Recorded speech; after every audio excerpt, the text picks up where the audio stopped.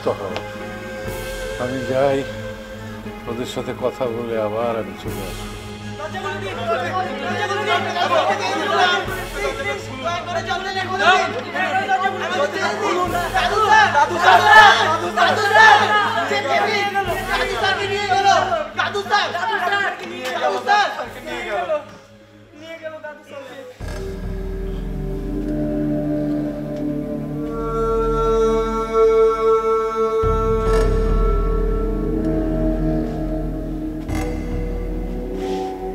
এবার বলুন, এখানে আপনি কতদিন ধরে আছেন?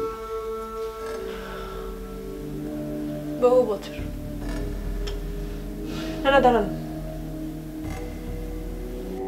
7 দিন, 15 দিন, 1 মাস, হ্যাঁ 100 বছর তো হবেই। পাগলামি করবেন না, আমি যা যা প্রশ্ন করবো তার ঠিক ঠিক জবাব দেবেন, উল্টাপাল্টা না। ঠিক ঠিক জবাবই তো দিচ্ছি, আপনি তো উল্টাপাল্টা বকছেন। দেখুন অনেক হয়েছে, আমাকে আর প্রশ্ন করবেন না। আমি হাজার হাজার প্রশ্নের জবাব দিয়েছি। আমি আপনাকে হাজার হাজার প্রশ্ন করছি না, আমি যেসব প্রশ্ন করব সেগুলো ঠিক ঠিক উত্তর দেবেন। আমি এসেছি সমস্যার সমাধান করতে, ঠিকঠাক উত্তর দিলে আমি আপনাকে সাহায্য করতে পারি। দেখুন আপনি কি করতে চান? আপনি কি আমাকে ছেড়ে দিবেন? কিন্তু আপনি আমাকে ছেড়ে দিলে আমি তো যাব না। আমার একটা সংসার ছিল, একটা সন্তান ছিল, সব গেছে। তাদের সঙ্গে তো আমার আর দেখা হবে না, আর দেখা হবে না। আবার আপনি মিথ্যে কথা বলছেন। আপনার রেকর্ড বলছে আপনার বিয়ে হয়নি, তখন আপনি ছাত্রী ছিলেন। আমি মিথ্যে কথা কেন বলবো? আমাদের বিভ্রান্ত করার জন্য। আপনি আসলে এসেছেন ওপার থেকে।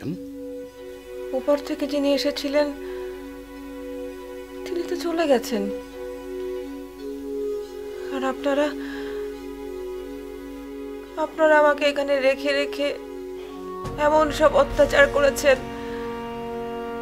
সত্যি কথা বলতে কি জানেন, আমি কে সেটাই আমি ভুলে গেছি।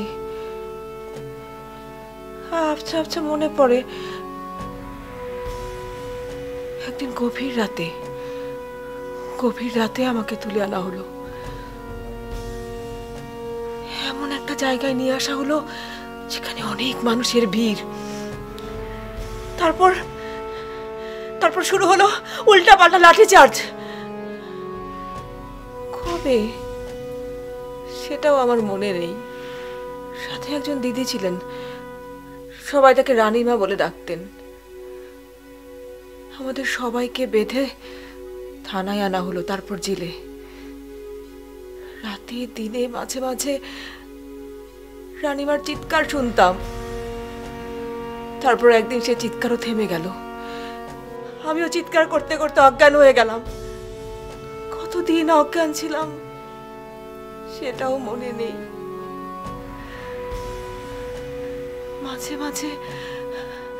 মাঝে মাঝে রক্তে ঘর ভেসে গেছে, চোখের দৃষ্টি সব আবজা হয়ে গেছে।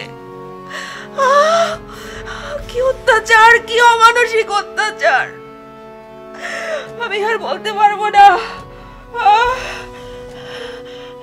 আমি বলতে পারবো না। সেন্ট্রি,